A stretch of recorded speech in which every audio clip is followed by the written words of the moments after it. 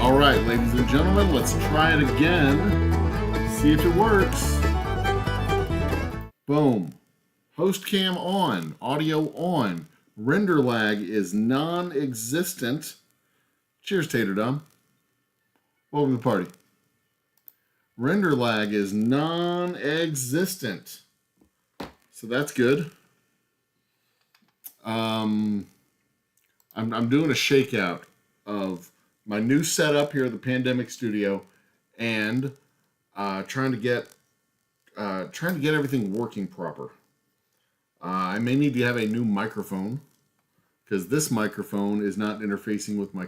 Maybe it's just a cordage issue. Maybe I just have a bad cord. May have the wrong cords. I don't know, but it's not working.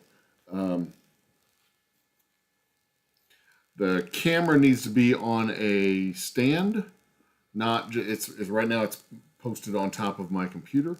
When I switch over to the live, the live happy hour feed. Let's get the camera on. Activate. There it is. It's a nice looking camera. It looks beautiful. It looks absolutely beautiful. Video's good. Audio's good. I can see the fishbowl. I'm not using the Canon that I was using earlier on my previous iteration of the show because it crapped out on me. The board needs replacing, and in order to do that, it's going to cost about $400, and a new camera is like $600, so or $500, something like that. So I'm going to hold out and get a new camera, but in the meantime, I'll just use a web camera that I've got. You know what? I'm going to pour a drink. Let's do it. Let's go ahead and get this thing started. I'm going to go with the decanter of distillery provided whiskey. It is a I've got multiple audios here going. Multiple competing audios. I'm going to mute this. There we go. Hide it. Audio input capture, that's the one. That's going to go away. Yep, bye-bye. All right.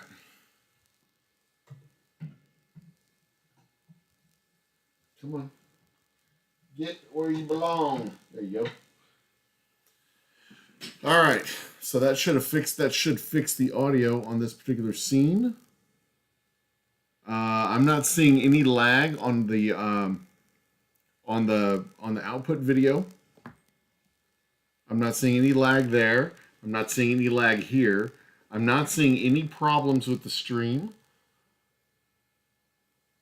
My current bit rate is higher than the recommended bit rate. What is the recommended bit rate? My recommended bit rate is 2500.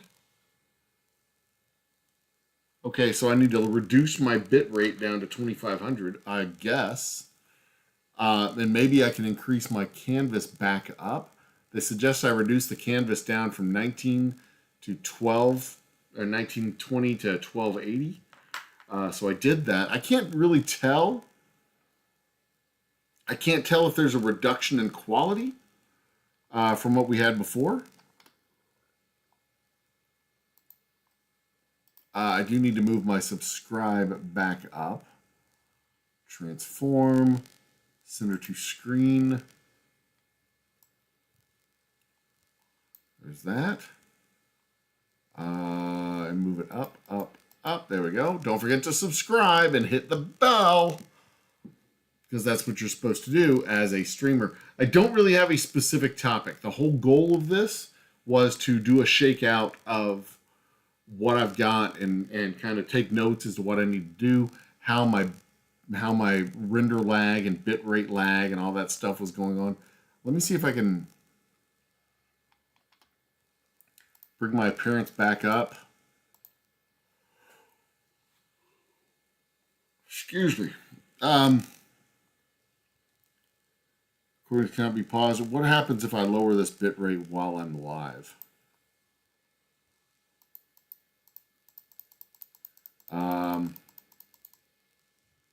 Said to go down to 2,500. 2,500 bit rate. Is that what it says? Yeah, it says 2,500. So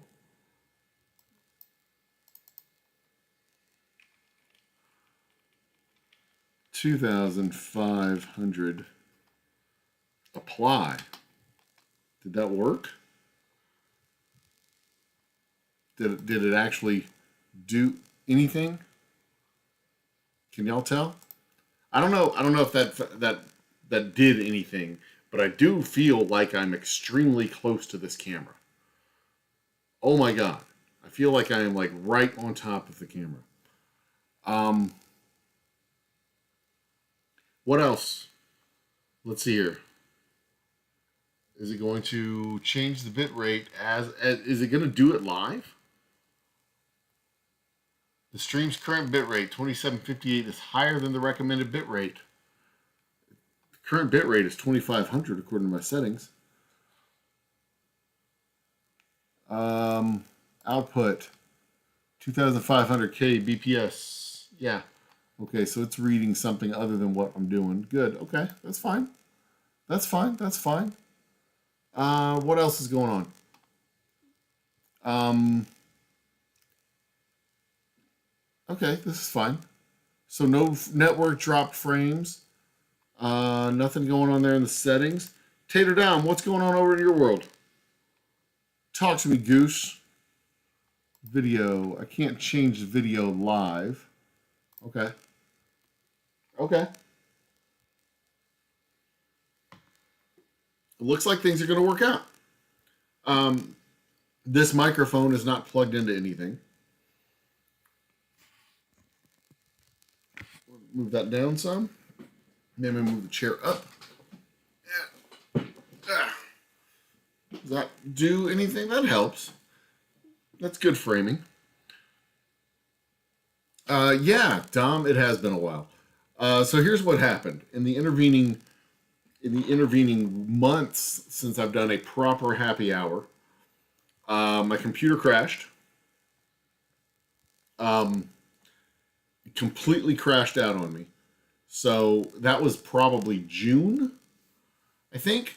My last happy hour, I think, was probably March, if I had to guess.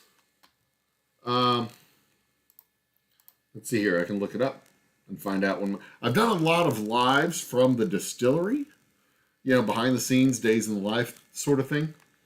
But if I look back at my lives, the last proper happy hour that I did was,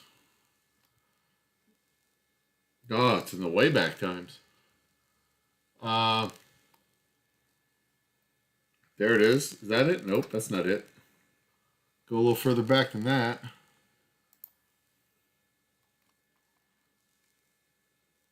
My last proper happy hour was December 14th. Holy shirt balls, Batman. December 14th. It's been all year since I've done a proper happy hour. And that was the fascinating world of the Manhattan. I was doing a series of cocktails. So yeah, it's been even longer than I thought. Because I've done a lot of behind the scenes stuff. I've done videos from behind the scenes where we've done our tapings, or not tapings, we're bottling and bottling and bottling and bottling.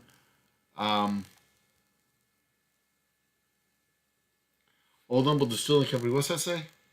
Ring toss nonsense. Oh, I went live from my phone with that one. Yeah, it's been since December. So I'm gonna read. The plan is to retool the happy hour. I don't know. It's gonna be version 3.0. I would like to be able to have the option to bring people on the show. I don't want to go through Restream or StreamYard or any of those, but I would like to have the option to be able to have people come in audio-wise, kind of like a call-in show type of thing. We can have discussion. We can do the Old Humble overnight thing. Is kind of fun. Set it up for live chat here. I've got the chat window popped out so I can kind of see. I can't really see the chat on OBS. That window's kind of small, but I can see the chat on YouTube. That window's big enough that I can actually see it.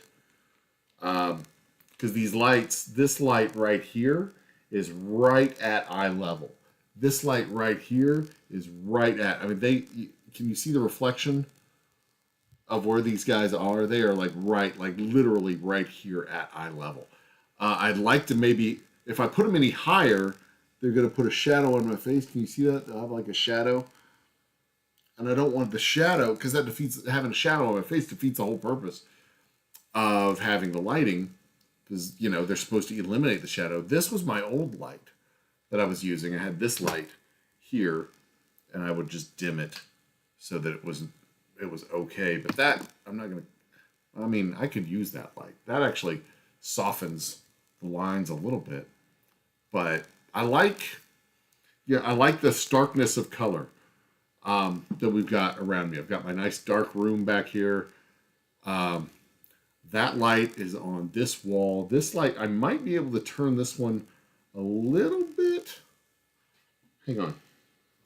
Let me try something real quick. How's that? Did that do anything? No, I'm trying to illuminate that corner over there.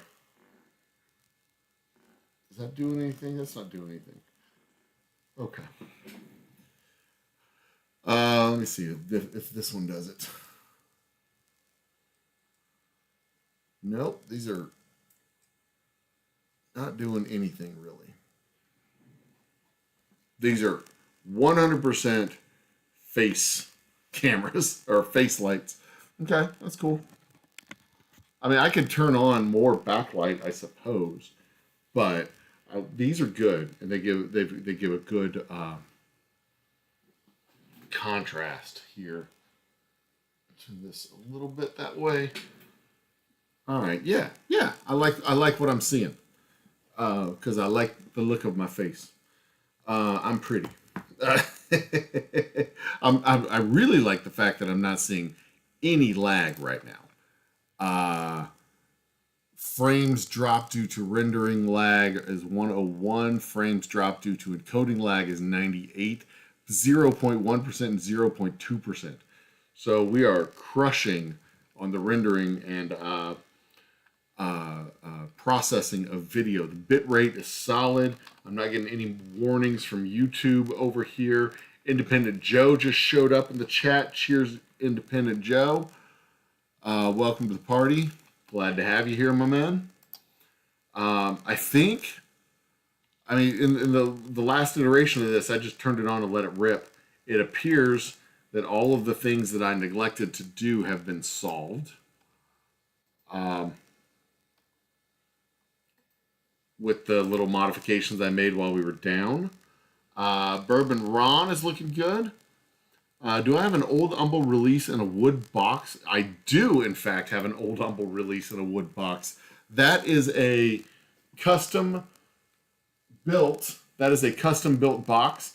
I was going to build several of those boxes, but that is our. This is our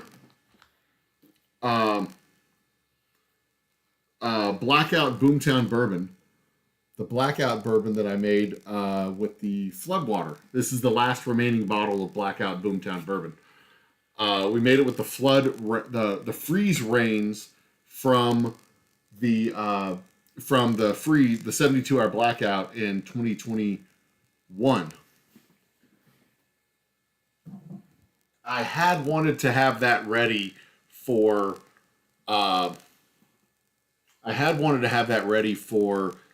2022.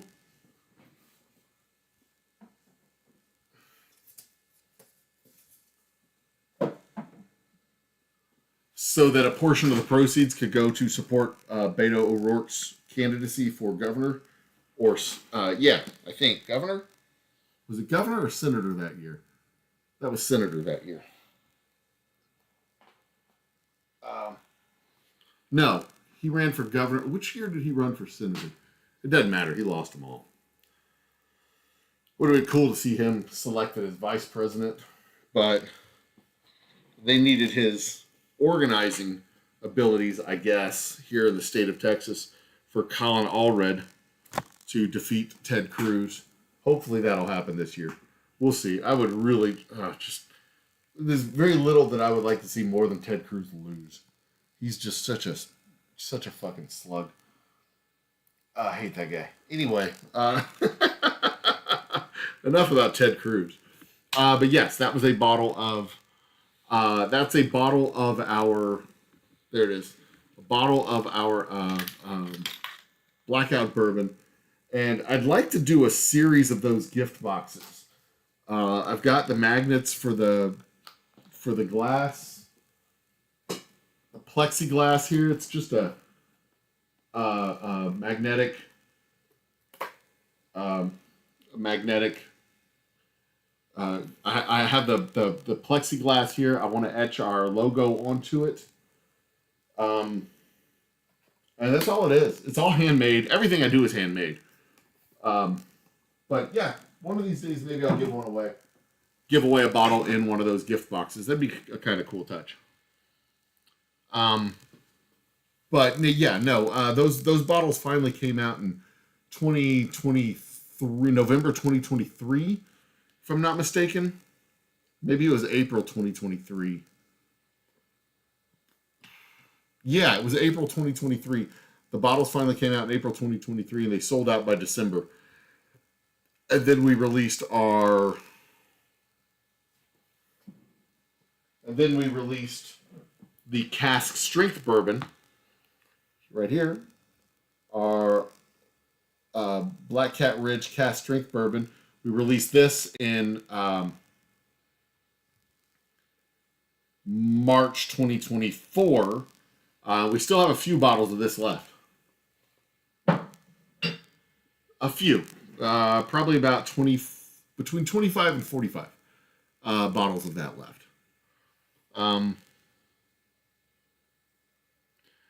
I mean, I don't disagree with you as far as Allred. He might be a turd, but you've got to be a pretty big steaming turd to be a bigger turd than Ted Cruz. I mean, in the case of Texas Senate, I'd vote for a ham sandwich over Ted Cruz. I hate that guy. I mean, anything, literally anything is better than what we've got. I mean, a couple of golden retrievers humping each other would be just fine. I mean, anything. And Ted's the first brick to fall. I mean, we can clean out the rest of the crap after the fact. But the reality of it is that Texas is a money factory for the GOP. Texas generates hundreds of millions of dollars in donations for the GOP throughout, and it gets dispersed throughout the party, throughout the country. There is a huge machine that just pumps out red money to the entire country from this state. And that's why it's so hard to flip this state, because that money starts here. If they just needed to be 51%, and they can pump just enough money out to make it 51%. That's all they need to do, and that's all they're gonna do. And then they'll keep our grid flickering and make sure that we're paying $300 a month for electricity in December, and do all the other shit that we hate because we can't do anything about it. So fuck us. That's how it goes. Anyway, hopefully, Allred will be able to do what Beto couldn't do, and that'll convince the other party that there's life in Texas to be made, and we won't be left to the lowest common denominator in this state. I mean, we used to create presidents in this state, and now the best we can offer is Ted Cruz. I mean, Dan Patrick and Hot Wheels. I mean, come on. We used to be anyway. Well, you're gonna try and get me started. I'm not gonna do it. I'm not gonna get started. Not today. No, not today. Another thing we're thinking about doing here at the distillery, I'm working on a recipe. I have some herbs and spices down here. I've been talking about this for months. It's time for me to finally pull the trigger on it. Of doing a gin. Doing a gin. I've got the sketches of a recipe from the juniper to sage and lavender and other stuff that I want to put in my gin. Juniper, sage, lavender, grapefruit, very Texan flavors. You know what I mean? And I'm thinking I'm going to take these herbs and spices and make tea first, like just plain old water tea, you know, and see how they play together and how they mix together and what kind of flavors we get out of it, and then add that tea to a gin, not a gin, to a vodka, and see how those flavors play together. It's going to be interesting to see. And I'm hoping that I can get that out in springtime next year for a limited release of 10 cases or so. 5 times 4, maybe 20. Let's see here. 1 gallon would be 5 cases. 1 gallon would be 3 cases. So 3 times 20 would be 3 times 20 is 60. So yeah, like 50 or 60 cases. That may last me the whole year. So we'll see. We'll see. I'm gonna play with some recipes, play with some bottle ideas, play with some label ideas, and we'll see what we can do there. What else? What else am I playing around? I'm playing around with the vodka. I'm playing around with. I want to look at the frame rate real quick. Hang on. Still holding strong on the frame rate, 143 and 141. I am going to do another show where I get the render, or rather where I do the canvas back up to the higher resolution canvas, because with the lower bit rate, with the lower streaming bit rate, which is currently 2797, so that's cool. With the lower bit rate, I think, and the faster render speed, I think I can. I think I may be able to kick the frame size back up. I don't know. We'll see. But the biggest thing I've got to figure out right now, not tonight, but the next big thing I've got to figure out is how do I get the audio to work? Because it works at the distillery.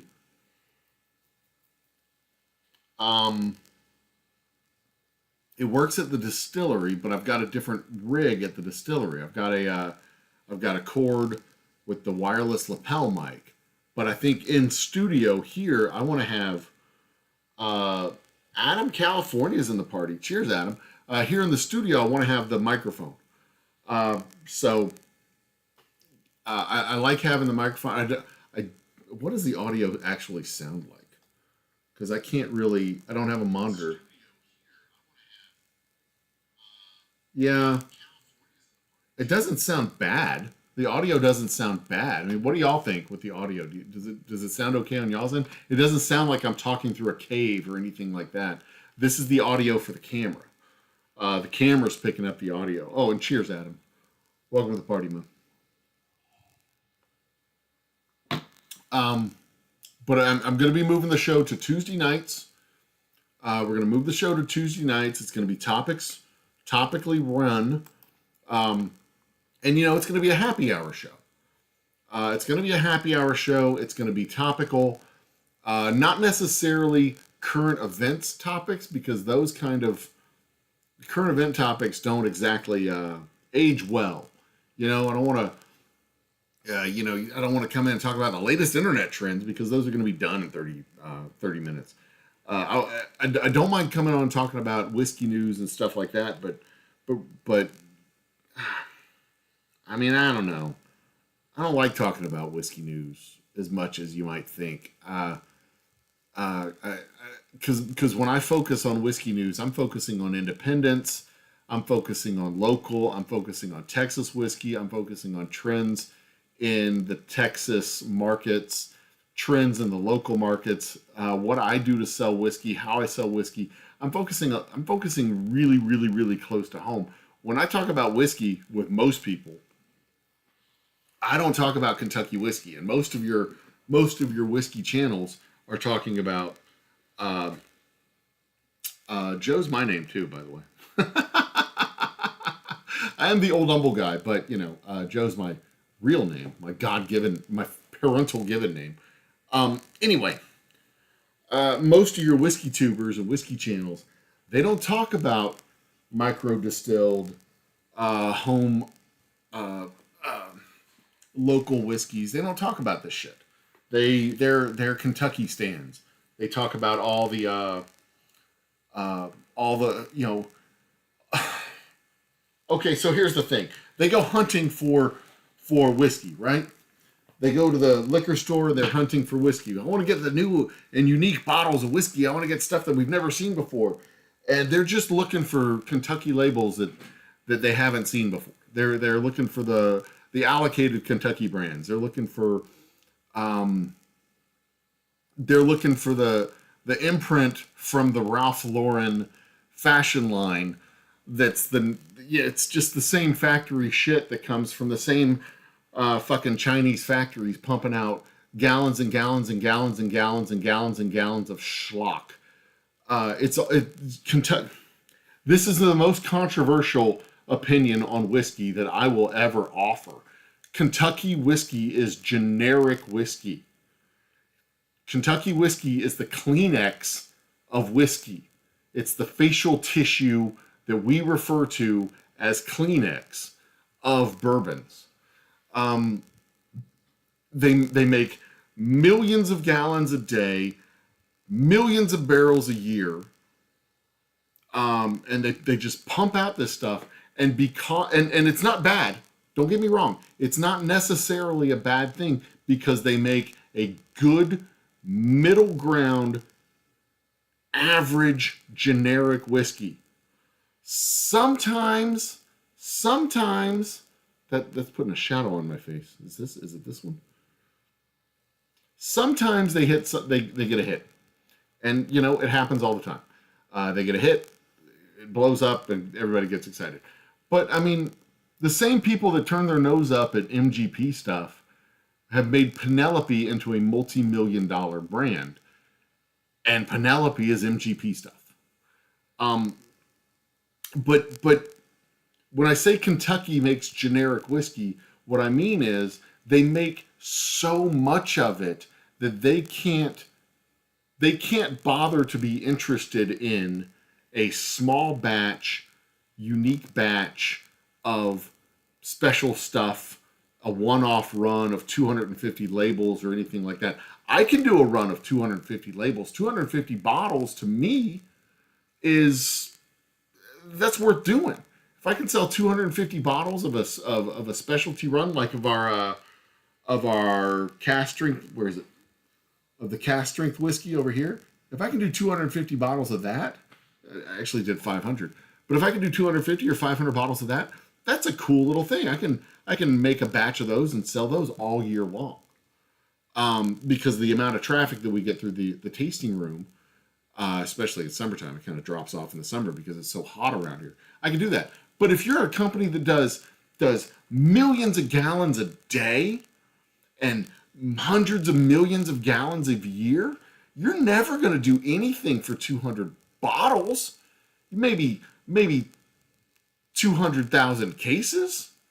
Maybe. I mean, think about it. When these companies are allocating bottles to the markets around the country, just think of Texas by itself. There are 1,500 to 2,500 liquor stores in the state of Texas. If half of those stores get a case of their allocated whiskey, that is 500 cases of whiskey. And assume that let's just assume Texas is 10 times a liquor market that's 10 times bigger than any other state. And every other state is a tenth of Texas's. So instead of 2,500 stores, every other state in the country has 250. And we know that's not true because California, New York, and Florida exist. But let's just say 250. 250 times 49 states.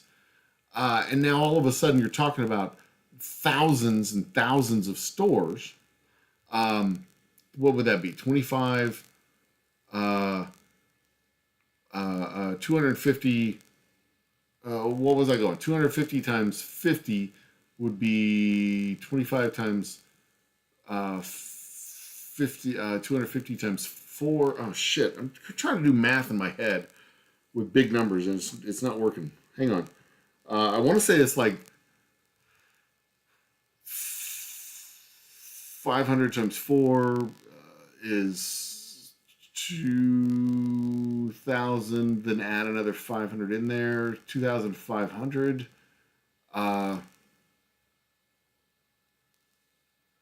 And then double that would be 5,000. And then add a 0. So that's 50,000. Does that sound right to you? 250 times 50. 12,500. I was way off. 12,500 stores. And multiply that by at least one case. That's 12,500 cases. I mean, the entire... it would take 5 local craft distilleries in Texas to match that production in a year. That's not small batch special shit. And there's no way in hell that a place like Buffalo Trace is doing just 12,500 cases. Buffalo Trace is huge. I mean, and I get that. I take that back. They might do 12,500, but seriously, it would take at least 5 distilleries in the state of Texas to match that production in a year. So, I'm not saying it's necessarily a bad thing that the industry's huge in Kentucky and they make generic homogenized bourbons. What I am saying is that if you, the consumer, want to hunt and find a special brand, a special flavor, something you've never had before, then you need to go to a climate zone that you've never had whiskey from before. You need to go find a grain bill that you've never had before, a place that's using water that's different from where you've ever had it before. And then you're going to find something new, unique, and unusual. But those labels you've never heard of, because I see you people in the stores walk right past the local, unique, curious, unknown brands and go straight to the Kentucky schlock. And go, oh, I've never seen this label before. It's a Buffalo Trace with green on it. It's a Buffalo Trace with orange on it. It's Buffalo Trace with something else on it. It's just Buffalo Trace, people. Okay, that's my soapbox. I'm going to climb back down and have myself a drink. I suggest you have the same. But that's why I don't like to talk whiskey. Because I don't like to talk the same topics that everybody else likes to talk. Because everybody else likes to talk just Kentucky factory whiskey. And I don't find Kentucky factory whiskey to be particularly interesting. So my happy hours are very rarely about whiskey. It is oftentimes about cocktails. It's oftentimes about cocktails. It's oftentimes about the history of cocktails. It's often about the interplay of flavors within a cocktail and the stories behind the cocktails. Buffalo Trace with an eagle, exactly. Steve Erpenbeck has chimed in. I have another trip to Austin in mid-October. I typically pick up 1 or 2 of your bottles. What will be unique from you to find in October in Austin? In Austin, you're going to have the same 3 brands that you get, that you always get in Austin. They're Special Reserve Straight Whiskey and Double Oak Rye. However, if you've only been to Austin and you're looking for our brands, Houston is only a 3-hour trip down the road. You can come visit us in the distillery. In October, I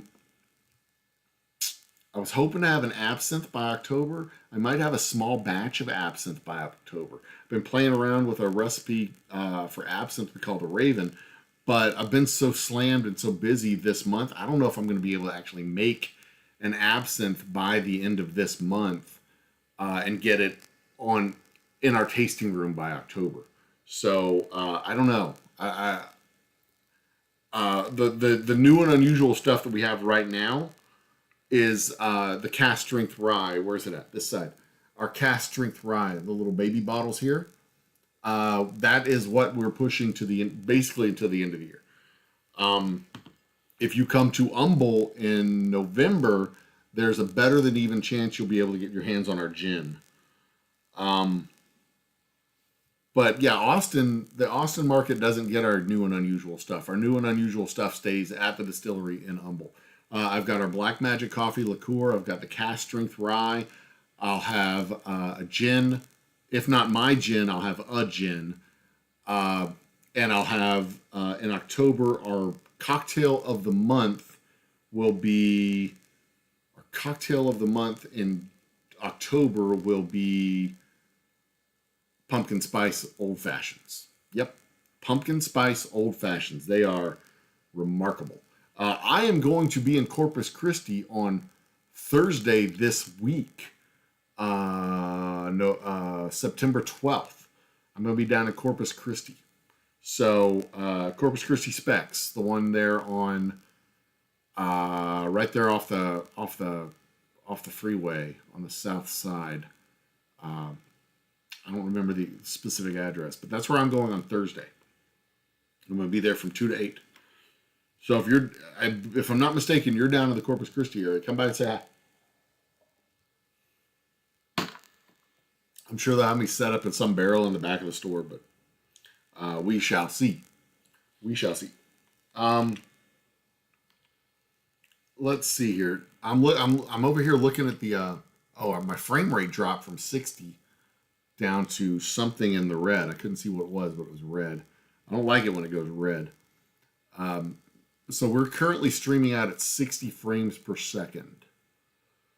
And that is apparently a good thing because everything looks fine. Everything looks fine. I'm not seeing any problem. 2 goals with this particular stream tonight. I wanted to shake out the tech and, just kind of talk and get comfortable getting back in front of the camera on Tuesday and Wednesday, or Tuesday or Wednesday nights. It'll probably be Tuesday nights. Talk about some of the upcoming topics. First topic we're going to have is the Mandela effect. How to handle the Mandela effect, what it is, what it really is, what people think it is, and blah, blah, blah. And then, I do look good on camera, though. Look at that.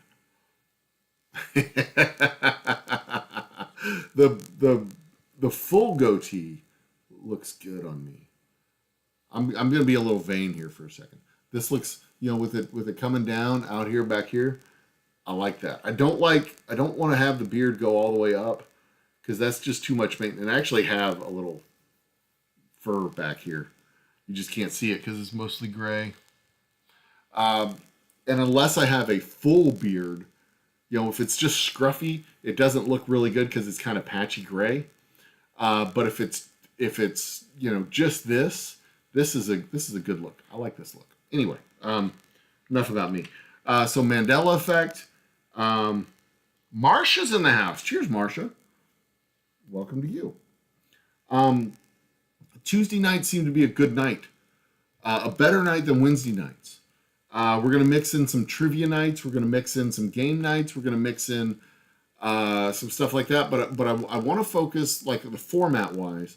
I want to have like a topical, and then just open up the doors to whatever the hell y'all want to talk about. The Old Humble After Night model that we did when we had an active chat and people would come in and they're like, "What do you think about Yetis or whatever?" I don't know. They're good coolers. Where are you going to go on your next road trip? Where did I go on my last road trip? I don't know where you went on your last road trip. Tell us. I want to hear more. And like I said, I think my setup will allow me to have people connect in via Zoom. But I get nervous about bringing people in via Zoom because if you don't have anything, I don't want it to just be dead air waiting for somebody to say something if nobody has anything to say. I want to be able to talk to y'all through chat. I want to see what y'all have to say. And I need to remember to put chat back up here on the screen, either over here or maybe over here. Put chat over on this side, since this is kind of a, since I moved my painting to the distillery. I mean, I guess I could put something on the wall back here. There's a bright, is that from this light here? Or is that this light here? Yeah, that's this light. Okay. Let's move you less that way and more this way. Huh. Yeah. I don't like that. Does that work? There's that bright spotlight over here.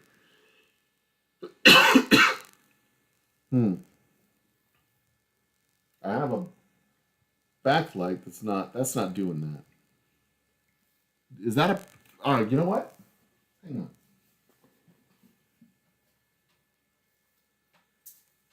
on. Maybe that'll fix it. No, that didn't fix it. Okay. Let's try this a little bit more. Okay, that takes it away. Is that too bad? Is that too much on me? No, I think that's fine. Okay, that took the little spotlight off the wall. I didn't like that. Okay, that fixes that light. But yeah, this was the point of this, to be able to test out the new lights and find out there's still the shadow. I don't like those shadows. Maybe there's a way to solve that problem. I don't know what the way to solve that is. Do I just turn this on? Does that solve the shadow issue? No, it'd be fine. Shake out the tech. I know I need to get a new microphone, or at least some new cords for this microphone. This was a good microphone for its purposes, but I think it's time to upgrade. And my tooth is bothering me. It just started bothering me.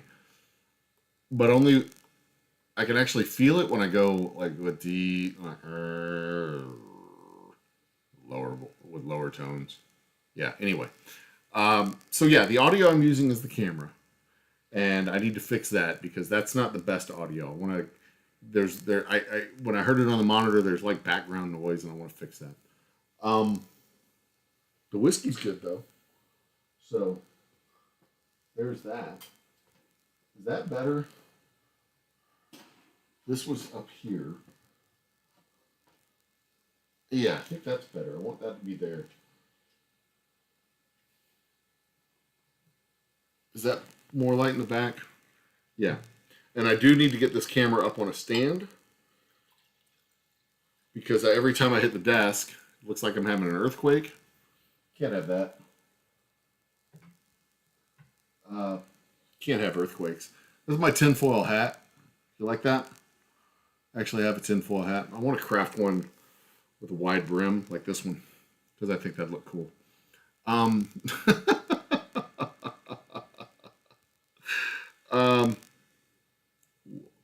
What else? Golly, look at that. I look like shit. I need to pull my pants up. I just saw, I'm like 10 seconds behind on my monitor over here. What's this say? Focus on your live stream and let you, oh, that's for the ads. Okay, so give me some topic ideas. That would be good to have. Like what do y'all want to hear about as far as a topical thing goes? Marcia, I did hear about Bimbo Barbarella. Rest in peace, Bimbo. Easy Street with Jen told me about it, and that is very unfortunate, very sad. My ears are open for information about the memorial that Jen will be running whenever that happens. It is Bimbo was a hell of a person. I never had an unkind word from her. It just sucks that she's gone. That she will be missed. She will be greatly missed. This is actually the first time I've ever known someone from an online community that I've talked to and interacted with directly, as opposed to just through chat. First time I've known someone in an online community who's passed, I think. So yeah, it's going to be. I don't know. You know, I'll attend the memorial service. She lived in Florida. I live in Texas. I'm not going to be able to physically attend her official memorial service that she has with family, but I will attend the one online for her online family. So that said, rest in peace, Bimbo. You were a hell of a person. Cheers. Um, but as far as topics goes, the next topic that I have is going to be the Mandela effect. I have a notepad with topics. That's the wrong one. This one. I'm looking for a file right now online. And I can do this with this computer. I can open up files and not worry about things crashing. This is nice. I've got a bunch of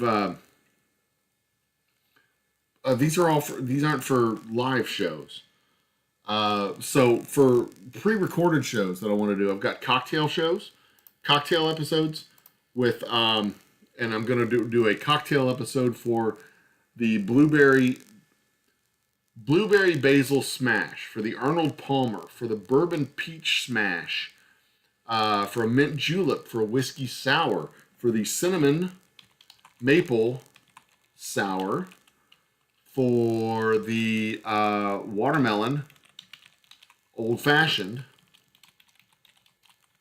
So all of these can be topics for this show too. The history behind the drink, the way the flavors work together, why you use this and connect it with that, why you use orange juice and watermelon in an old fashioned, the history behind the mint julep, the history behind the Colonel Angus or the lemon julep.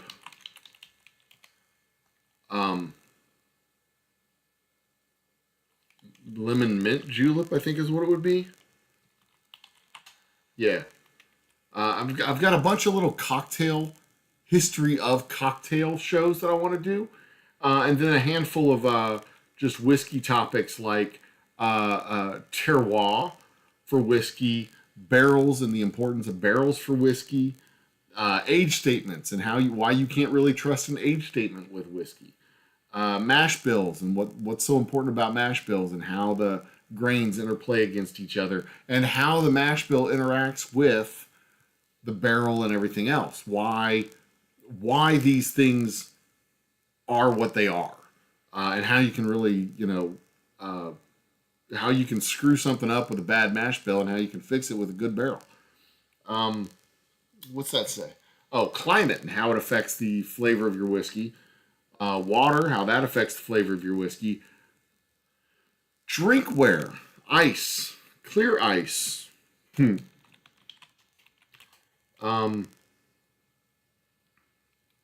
stuff like that. So I've got a bunch of topics that I want to do stuff on. All of these I can record here in my pandemic studio of the Old Humble Distilling Company. That is a really dark corner over there. Something needs to go there. It's dark, but I don't want the light to be on it and like blast it with light. Maybe I can fix it with this light. Hold on.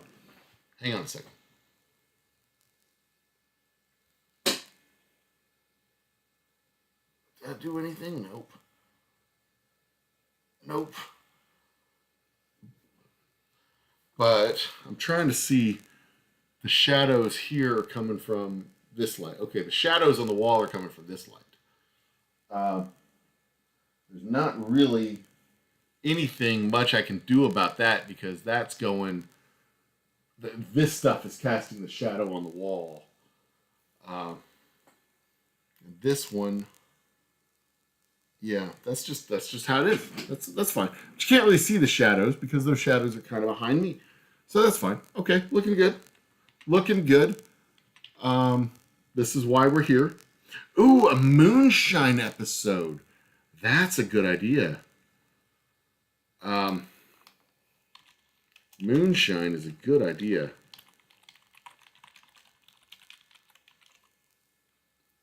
That's a good one. I'm going to add that in there. Well, let's see here. Yeah, we can add that into like alcohol styles. I can do a series on them. Styles. Styles. So we got, for alcohol styles, we got whiskey and the subcategories of whiskey, right?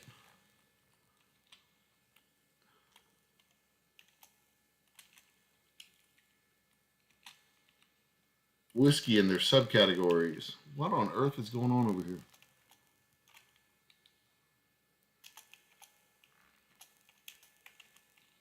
There we go. We got whiskey. We've got tequila. We've got mezcal. We've got gin, vodka. We've got, because I've done a history of alcohol too, like where it came from, how it became what it became, and where it became what it became. Whiskey, tequila, mezcal. I should make a mezcal. That wouldn't be a bad idea. Vodka, rum. What else is there? Absinthe. Brandy and cognac. I don't know how to spell cognac. COGNAC. There we go. What else? A whole line of alcohol styles. Whiskey, tequila, mezcal, gin, vodka, rum, absinthe, brandy. Whiskey, gin, vodka, rum. Whiskey, gin, vodka, rum, tequila. That's the big five. I'm leaving one out. Which one am I leaving out? Oh, of course, moonshine. Whiskey, tequila, vodka, gin, rum. Gin, rum, vodka, whiskey, tequila.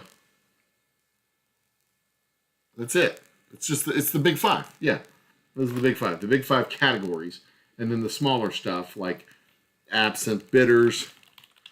And the idea of these shows would be 2 to 5 minutes. What is whiskey? Well, let's talk about it.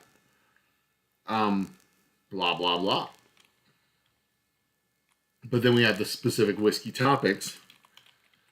This is a good, and each one of these can be, I can like record the episode, the small little 5-10 minute episode, and then talk about it at length here, and then we can have the back and forth discussion, so y'all don't have to go into the comment section of some stupid video. We should do a Moonshiners episode. The stupid morons who do that stupid show on whatever it is, the Discovery Channel. I'm not a fan of that show. It's so silly. It's whiskey cosplay. Marsha's a beer drinker. Okay, we can do a beer episode. We can do beers, alcohol styles, and beer styles. We got pilsners, lagers, ales, to barrel or not to barrel.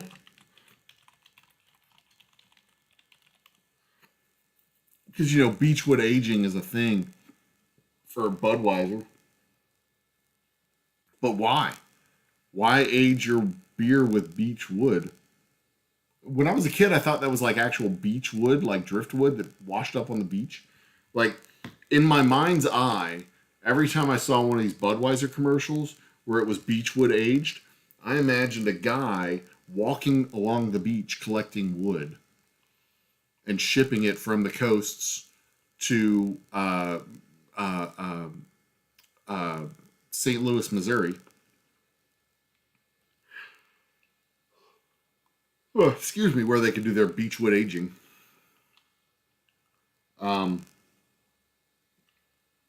Must barrel age beer. Chew beer. But yeah, that was when I was a kid. That's what I thought beechwood was.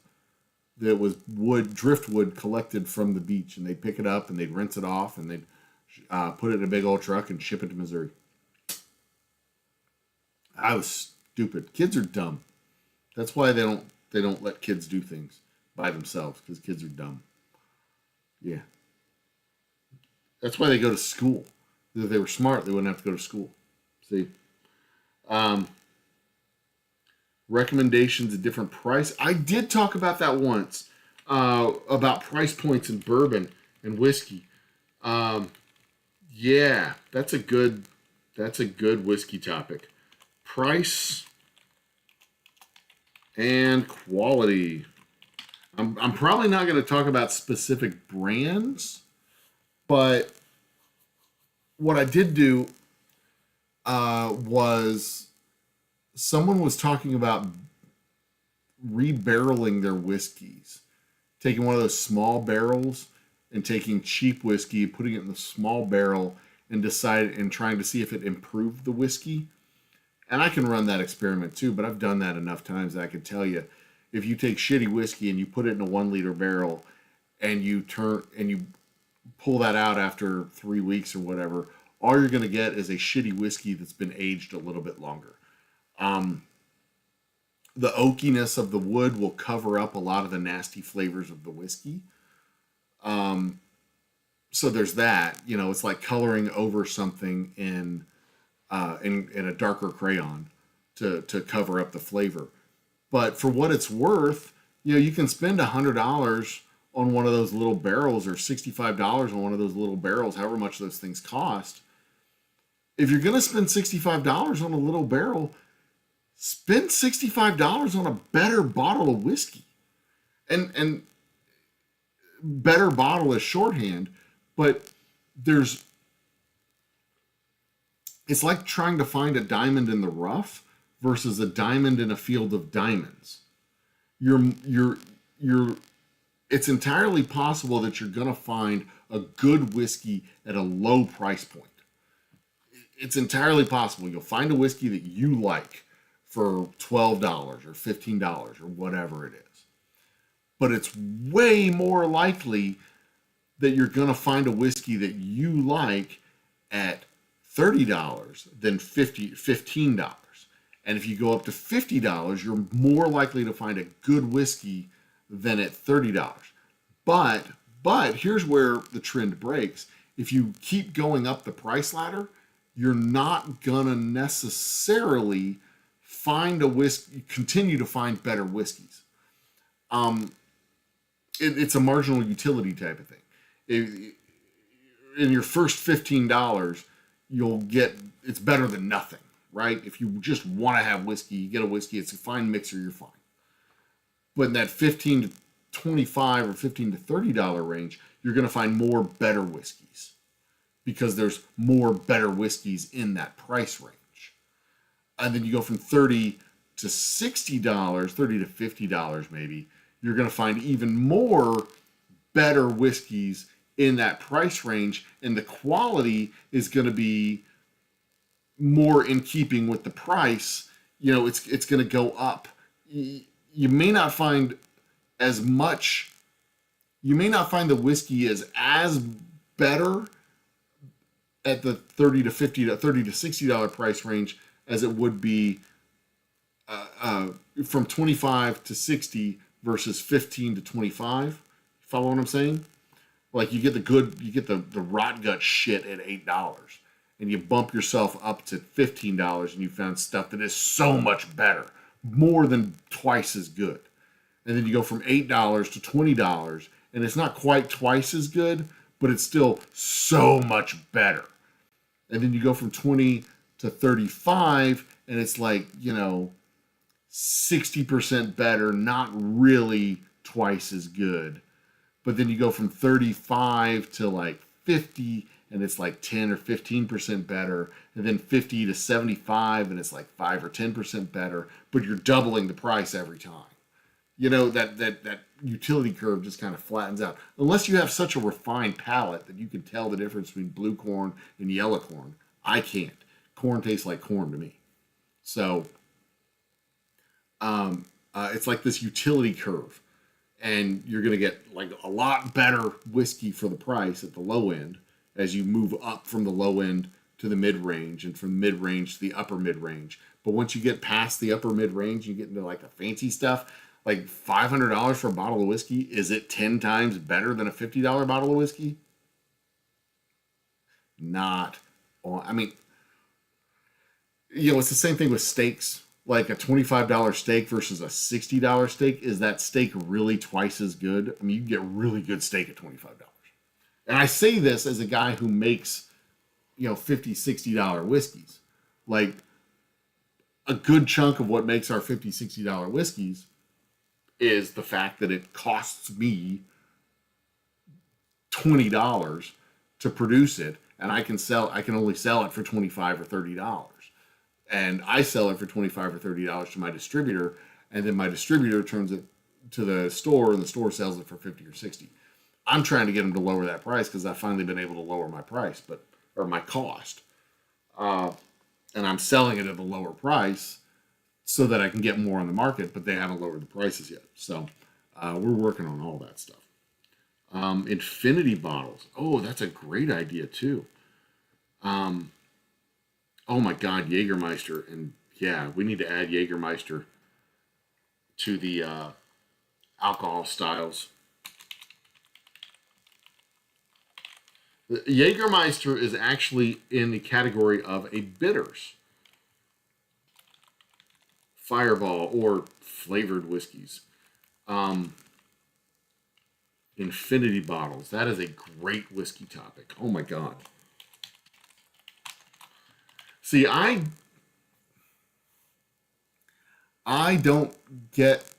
finish my bottles of whiskey. When I drink, I have a whiskey graveyard down here of bottles that I haven't had the heart to throw away. Let me see if I can do something real quick. I think I can dim this light.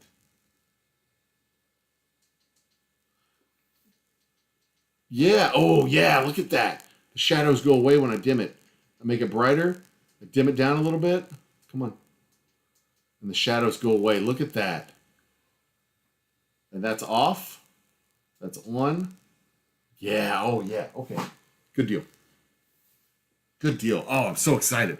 I'm so excited. I haven't played with lights since I was in college. Okay. Anyway, I finished my bottles of whiskey. I pour them out to the last drop. I never think about making an infinity bottle.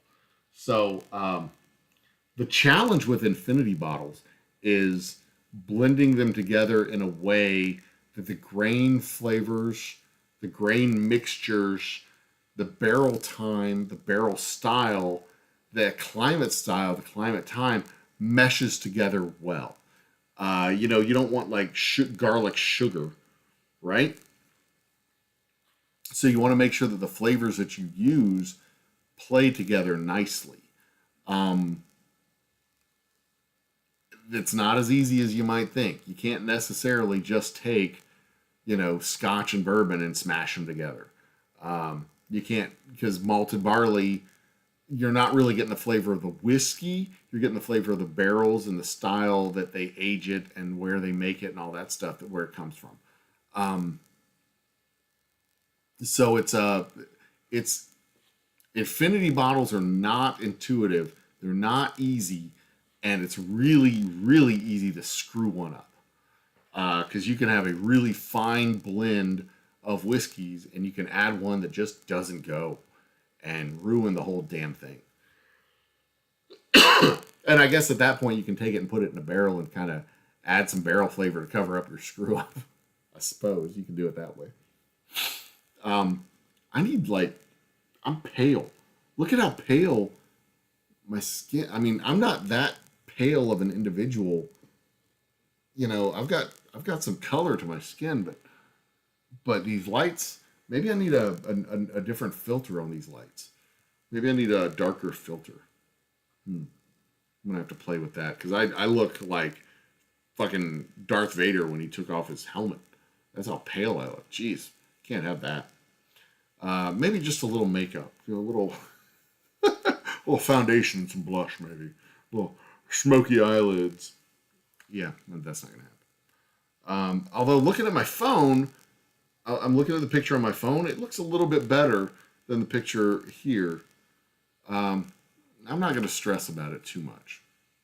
The important thing that I'm looking at is the dropped frames from rendering and the dropped frames from encoding, and that is staying at 0.1%, and that makes me happy. My frames per second is staying at 60. My average time to render frames is staying below 1 millisecond. My bit rate is steady at 2500. CPU usage is staying below 3% right now, currently at 1.5. Just jumped up to 2.1. This makes me happy. This gives me joy. This gives me much joy. There's a few things I want to add. I want to add chat over here. Or maybe there's a way to highlight chat where I can. I'm gonna look for widgets where I can highlight chat. I know there's one. I know there's at least one out there for OBS where I can highlight chat. Yeah, that would be cool. As opposed to just having a stream of chat over here on my right, I could actually highlight chat and pop up the, what would be right here? Boop, pop up the chat as we go through it. Graveyard bottles. Blending is an art. And Marshall likes Jack Daniels. There's absolutely nothing wrong with Jack Daniels, milady. And champagne gives me a headache too. Wine is one of those things where cheap wine can taste just fine and expensive wine can taste just fine. And you can get a headache from the cheap wine, a headache from the expensive wine.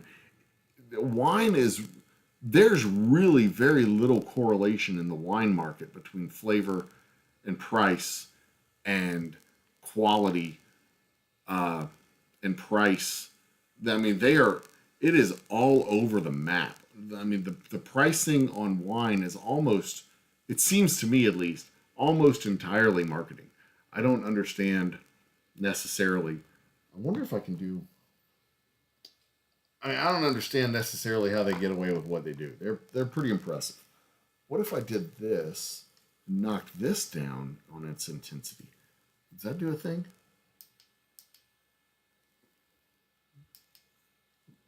Well, that's nice. That didn't hurt anything.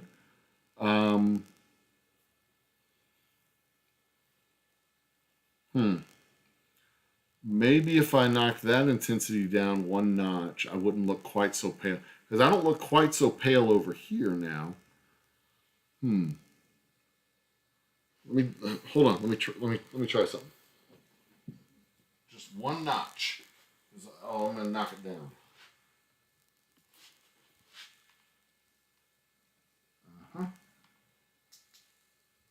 2 notches, just like I did with the other one. Oh, let's see what we got. That improved? Oh yeah, I don't quite look like Anakin Skywalker or Darth Vader with the mask off anymore. Nice. Okay.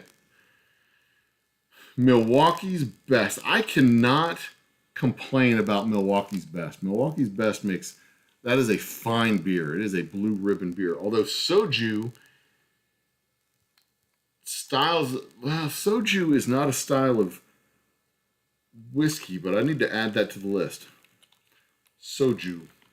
My lovely wife thoroughly enjoys soju. Thoroughly enjoys the soju.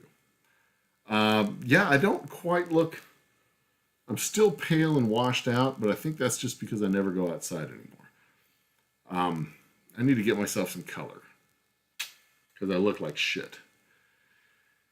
Of course, physically, I'm just a pile of mashed potatoes. So I need to do something about all that. Although I have taken the first steps on a fitness journey, literally and figuratively. I am down 2 pounds, but now I'm hovering. You know, I've accomplished the first goal, and I'm like hovering. And the first goal is more of a mental exercise. You're like, okay, we're going to do this thing. I need to set a steeper goal. Actually, the first step was getting batteries for the scale. And then the next step was actually setting a plateau to get onto. And now the next step is to kick my way through to the next plateau. Marcia, soju is I think it is a distilled, it's ginger flavored alcohol.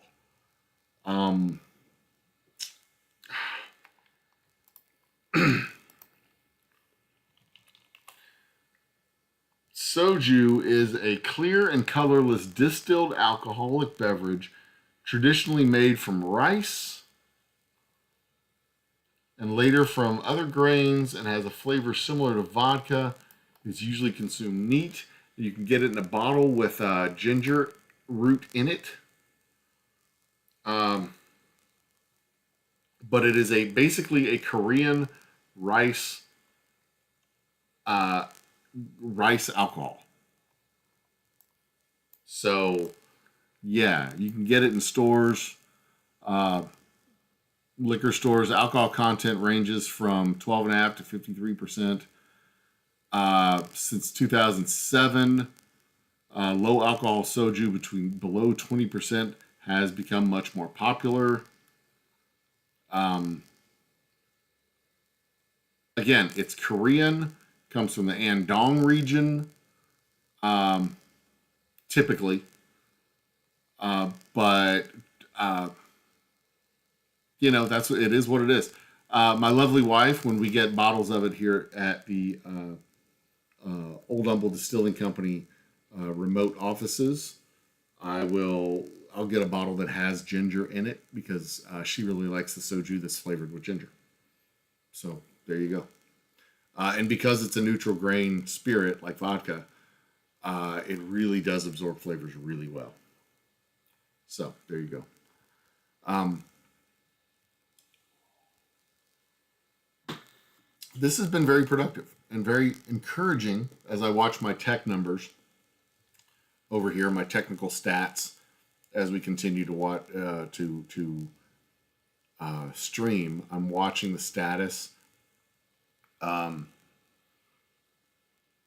Just kick ass. I'm very happy about that. Dom chooses Baijiu over soju any day. I don't know what Baijiu is. I know what sake is.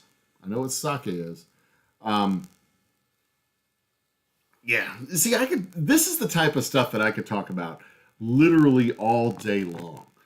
The different styles of alcohol, the way they interplay against each other. I have no interest whatsoever in what the next Buffalo Trace release is going to be, what the next Brown-Forman release is going to be.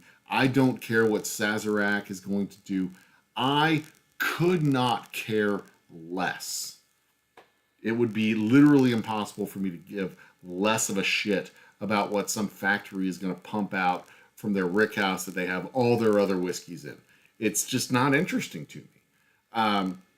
It's interesting to me in the way that Ford is making a new truck is interesting to me. I mean, it's a truck. It's a Ford truck. Big fucking deal. Ford makes 250,000 trucks a year. I don't care if they're making one that has red paint or one the different shade of red paint. And oh my goodness, this red paint has gold flecks in it. Oh my God. I don't care about your generic trucks.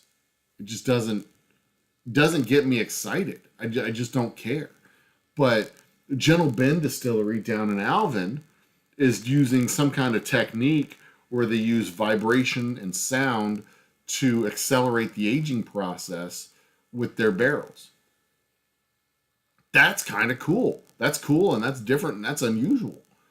I'd try their whiskey when I see it in stores, when I see it at a festival, when I see it at a bar.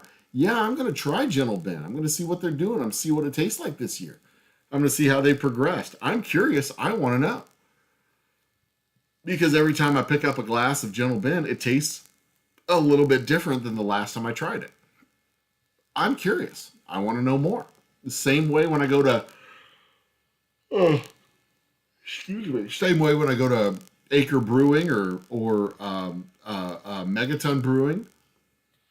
When I walk into their tasting room and I say, or their tap room, whatever you want to call it, and I say, "What do you have this month? What you got?" And they're like, "Oh, this one's just fresh out of the storage bins and into the kegs. This is a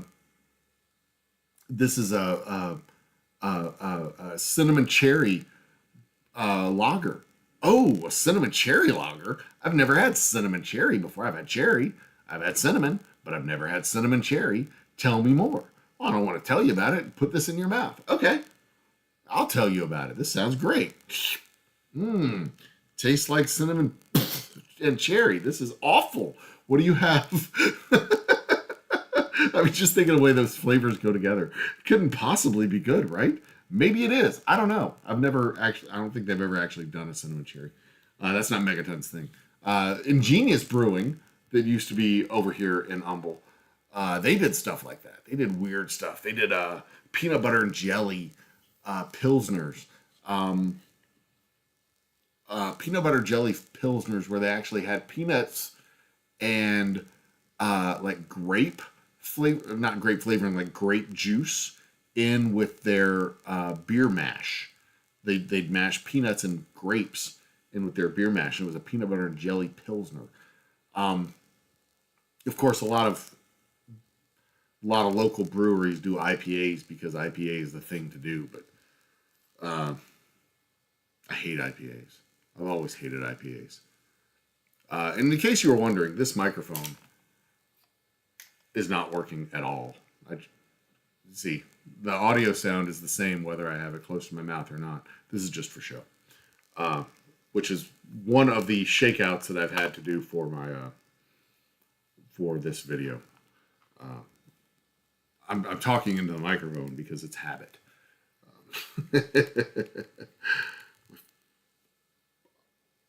Old car shows like Marcia, you mean old car shows like where they buy the cars and fix them up and do the car renovations, car repairs, stuff like that? Because like from rust to riches type of thing, where they buy the car and they repair them and mod them out and stuff like that. Because I love those shows. I absolutely love those shows. Rust Valley Restores, that was one of my faves. And I saw, they telegraphed that from the beginning that the dude was going to branch out and get his own shop. But anyway, this one's in Arizona. There was one that was it was a West Coast one where the dude had done a replica of the Mach 5 in that California thing, the California Auto Museum. And he made a bunch of, I can't remember what that was called. Something Joker's Wild Studios. No, not Joker's Wild Studios. I think it was called Rust to Riches, maybe. It doesn't matter. It doesn't matter. I absolutely love those shows. I'll watch them all day long. I love the home renovation shows. I love these YouTube videos where they take old junk and repair it, where they repair the old cheese scales and the old knives and old lighters and all that stuff, where it's like rust covered. I'm sure it's like they made it rusted somehow. They accelerated rust process or something like that. Like they went to Walmart and bought a Zippo and rusted it up real good. I'm sure there's a way to do that, but I don't care. It's entertaining as fuck. I'll watch that all day long.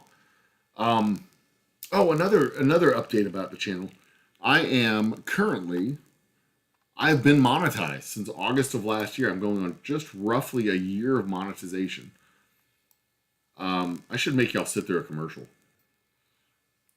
because I have the power to do that. I can just hit a button right here. I'm going to do it right now. I'm going to do it. We'll be back right after these messages. Boop.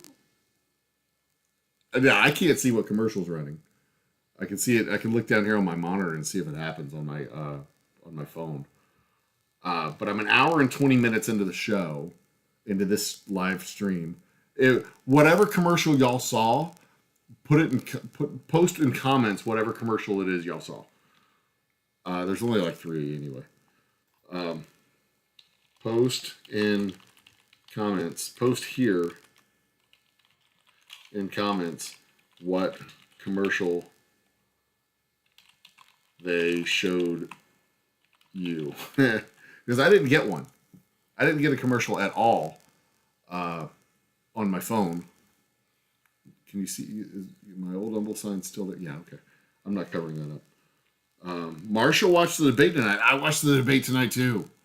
I was thoroughly entertained. No commercial came up for Tater. No commercial came up for me. Marsha, no commercial came up for you? I assume.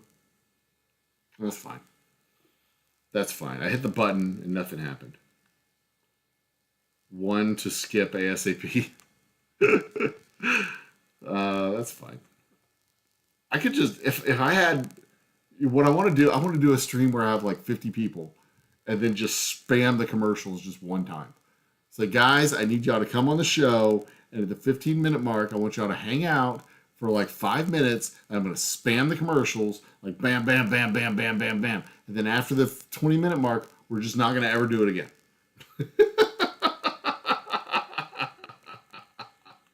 Marsha had a commercial. Who was my sponsor, Marsha? What was the commercial? I need to know. Inquiring minds want to know. I'm guessing Monopoly Go. Those are commercials I've seen all over the place. But you've got a different algorithm than me, so I'm curious what commercial you got. It would be really cool if I could make my commercials. I could record a commercial for the Old Humble Distilling Company, and then hit that button and have my commercials set up to run on my channel during my shows, so that I would pay for the commercial, but then I would get paid every time the commercial ran. You know what I mean? Like, it would cost me, the distillery, like whatever, 10 cents an impression or something like that. But if we had enough people on the show, I would get paid like 10 cents an impression. So I would get paid every time I ran my own commercial, and it would like break even, right? I think that's how it works. Maybe not. I don't know how it works. But I've never run commercials on YouTube. Oh no, I take that back. I've run commercials on YouTube in the past. The Ad Twins ad I ran in the past. But you hit the black button to skip, I guess. Oh, fine, Marsha. That's fine, whatever. I don't care. Actually, the audio I don't know if I want to do a microphone. Maybe I'll do a lapel mic. I'll do a wireless lapel.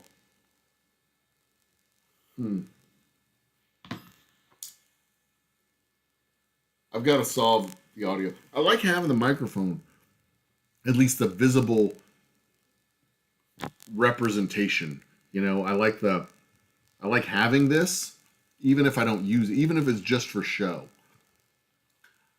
But I think I'd like to have one that has the big old wind protector thing on it. Again, for show. Because it's not windy in here at all. I'm inside. But I think that'd be cool. Yeah, so new microphone. Stuff for the screens. I need a new commercial, unless I can find my Ad Twins ad. I need that new I need a new commercial. I got a shit ton of topics from you guys. Thank you for that. So I can schedule up some videos. But see, the idea would be that I do a video on one of these topics, and then that becomes the topic for the happy hour. So it's like whiskey adjacent topics.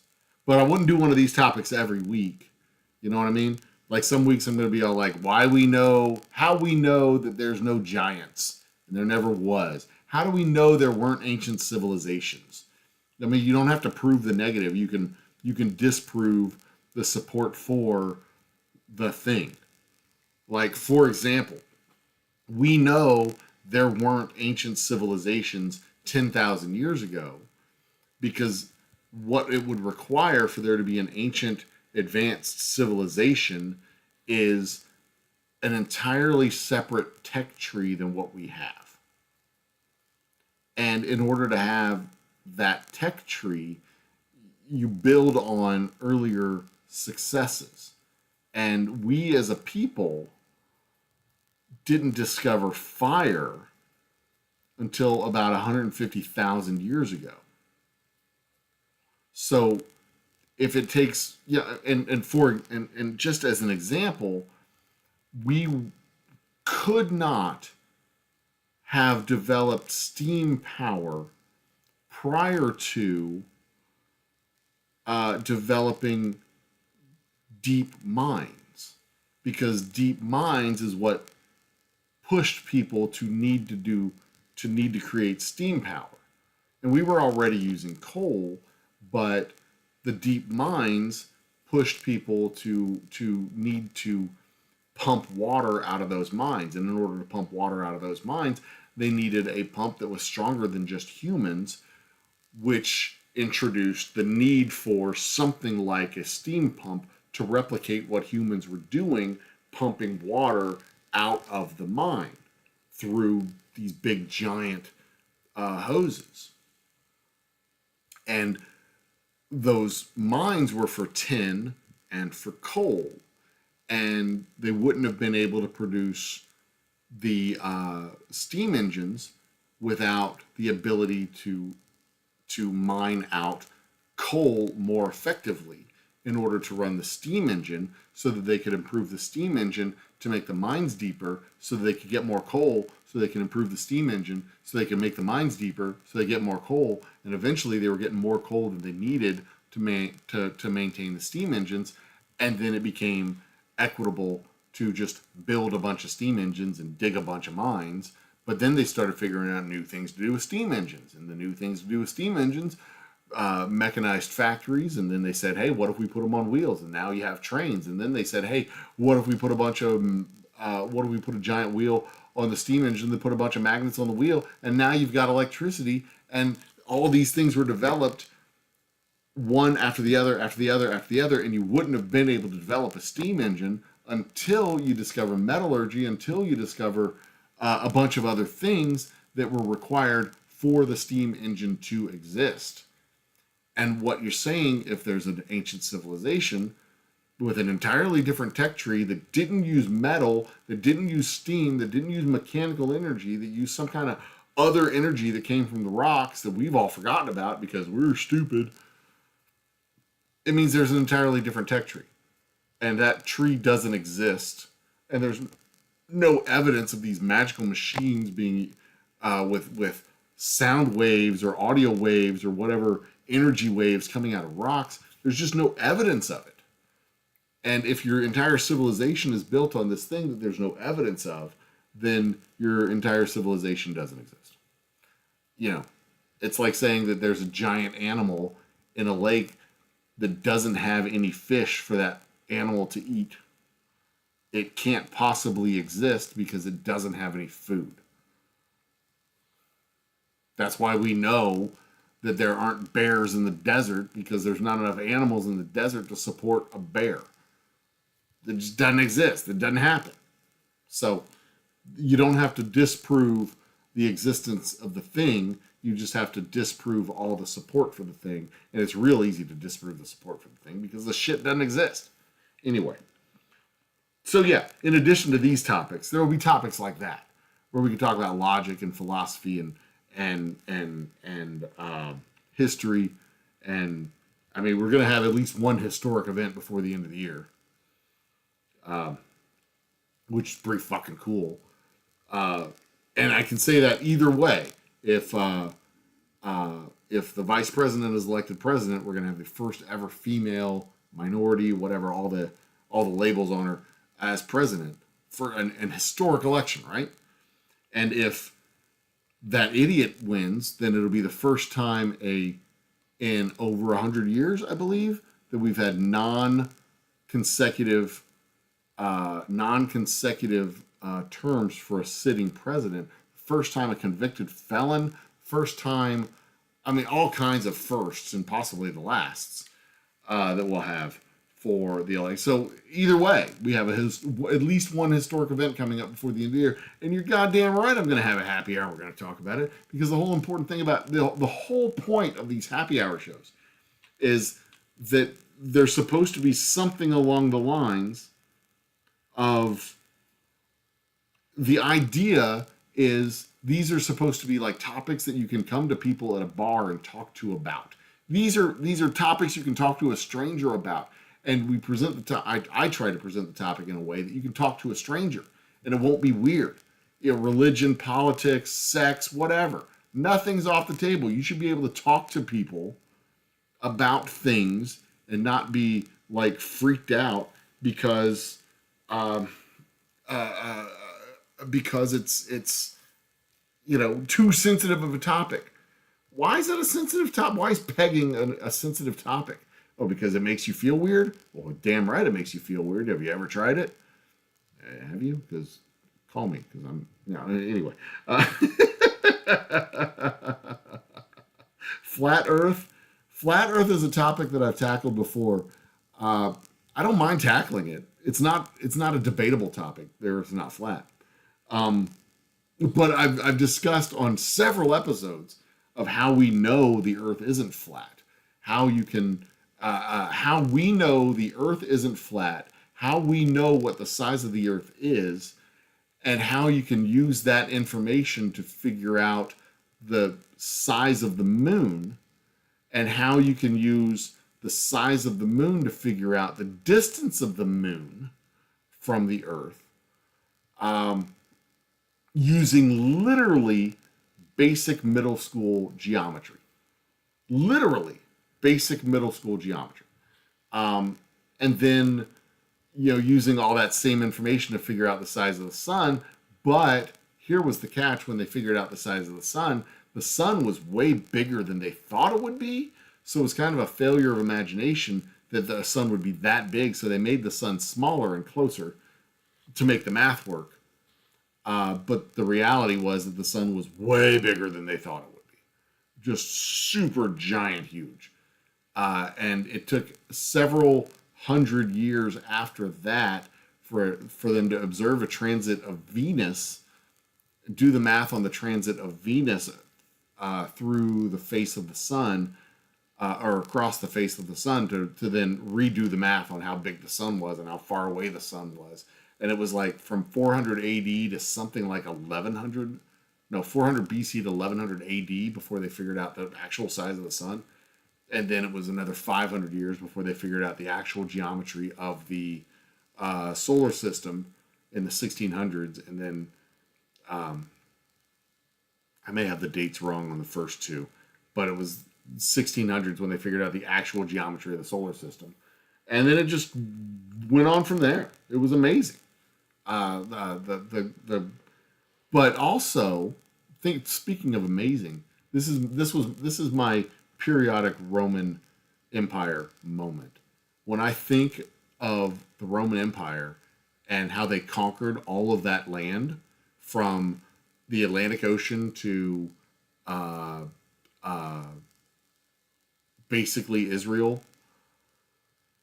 they walked that distance. They walked across North Africa. They walked around the Mediterranean. They walked all the way back to the Atlantic Ocean. They walked all that shit. When Alexander was out conquering everything, they didn't have trucks and planes. They walked from Greece to Afghanistan and back. Well, he didn't make it all the way back. He died on the way. But they walked from Greece to Egypt and then from Egypt to Afghanistan. They walked all that freaking distance. That shit blows my mind. That's my Roman Empire moments, my periodic Roman Empire moments. And then I think of how they communicated, because you write a letter on one side of the empire and it gets walked to the other side of the empire. Ugh. I mean, I'm sure they weren't pen pals in Spain and Jerusalem, but still, the idea of walking all that distance blows my mind. Two people are stuck floating around space until February. That also freaks me out. Like, they did not pack for an 8-month trip or a 3-month trip. What is it? August, September, October, November, December, January. Yeah, they didn't pack for an 8-month trip. They packed for like a 3-week trip. And they are Gilligan's Island in space. They did not pack for an 8-month trip. They packed, 6 pairs of underwear. They packed, because they were like, I'm going to go up there. I'm not going to need to do laundry, and we're going to come back in a week. So they packed 6 pairs of underwear, 6 pairs of socks, 6 pairs of pants, 6 shirts, just enough, just enough toothpaste to get through the trip. 1 toothbrush, 1 toothpaste, maybe some floss. That's it. They did not pack 8 months worth of this shit. And it's not like they can just go around the corner to Walmart and get more of it. They did not pack for this, and they are stuck on the frickin' space station. My hat kind of blends into the wood. They are stuck on the frickin' space station. And I think of this story where they sent the first female astronaut up into space with 100 tampons for a 7-day trip. You think they sent this chick up with 100 tampons?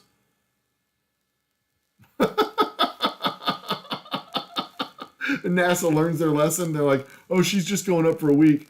Do we even need to pack tampons? Is she on her period? They're like, yeah, you probably ought to pack a couple of them just in case. So they're like, okay, here's 5 tampons, whatever. Which probably isn't enough. I don't know how many tampons people use in a day. But now she's going to be there for 8 months. And guess what? She probably doesn't have 100 tampons. I bet she wishes she had 100 tampons now. Oh, Lord Almighty. Yeah, remember the 5th of November. It's going to be a hell of a day. It's going to be a hell of a day. I'm more worried about the 6th of November myself because, once he finds out he loses, what's he going to do? We shall see.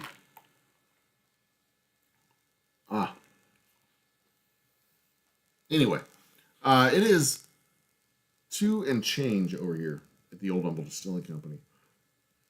2 o'clock and 20 minutes on the clock. Ladies and gentlemen, I think it is time for me to wrap. And I don't mean rap like beatboxing, because that would be silly. It is 1 hour and 30 minutes into the 1 hour and 40 minutes into the production of this series, of this night. And I started actually at 11. So we are pushing through 2 hours, 3 hours. When did I start? Doesn't matter. Doesn't matter when I started. But this has been a very productive night. I really do appreciate the feedback. I appreciate the info.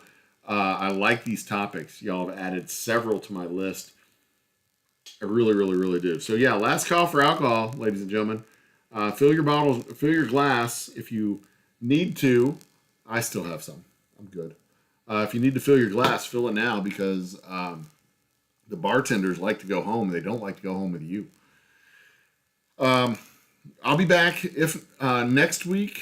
I will be distilling in the shop, so I'll be doing some live shows from the shop, doing the distillation process. We'll have the camera on the still, so you can see what goes on in the still as we do this stuff. I'll have this camera. I'll have my camera on me, and then I'll have the other camera. So this camera will be on me. The other camera, this camera, will be on the still. And I'm telling you, it's not exciting, but it'll give us a chance to talk. We'll be able to do some stuff. Tuesday, I will be recording the first test episode of Bourbon and Banter with Jody Summers from the distillery. I will be in Corpus Christi Thursday. I will be in Bandera, at the Spec store on Bandera in San Antonio on Friday, and I'll be up in Dallas on Saturday. If you're in these towns, you can find me. I'll be at the Irving Specs in Dallas, the San Antonio Specs on Bandera, and the main Corpus Christi store on Thursday. So you can find me at any of those locations from 2 to 8, any of those 3 days.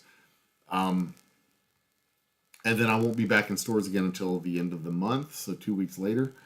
This and next weekend, like I said, I'll be distilling at the distillery. And then, so I'll see y'all next week, and hopefully the week after that.